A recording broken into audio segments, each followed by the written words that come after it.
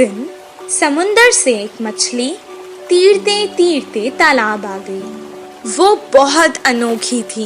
तालाब की मछलियाँ उसे गौर से देखने लगी।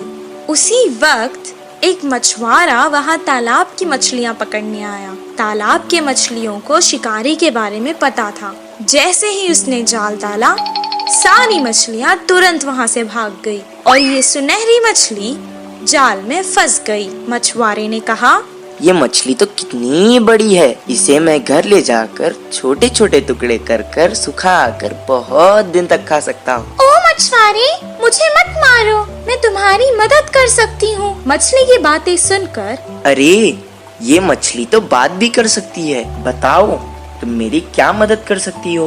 अभी तो मैं तुम्हें तालाब से निकालकर घर ले जाता हूँ, वरना तो तुम मेरे हाथ से निकल जाओगी। वो मछली को पकड़कर घर को जाने लगा। वो घर पहुँच गया। वो कहने लगा, ए मछली, तुमने तो कहा था कि तुम मेरी मदद करोगी। मुझे बहुत भूख लग रही है, करो मेरी मदद अब। तभी अचानक उसके आगे बहुत सारा खाना प्रकट हुआ। वाह वाह, इतना सारा खाना!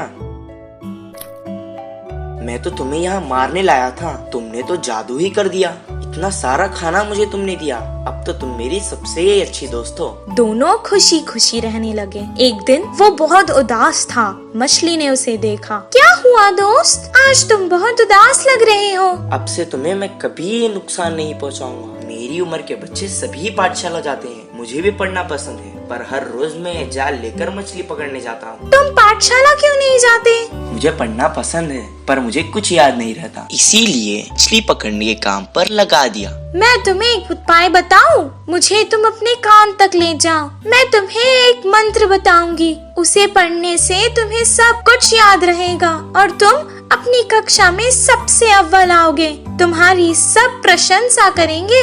अच्छा, बताओ। मछली ने उसके कान में एक मंत्र बताया। उसके बाद से जैसे उसने कहा था वैसे ही हुआ। मछली दोस्त, मैं बहुत खुश हूँ। अब मुझे तालाब की बहुत याद आ रही है। चलो हम दोनों तालाब चलते हैं। वो दोनों तालाब के पास चले गए। मछली ने उसे अपने ऊपर बैठा लिया और बहुत जल्दी जल्दी तैरने लगी।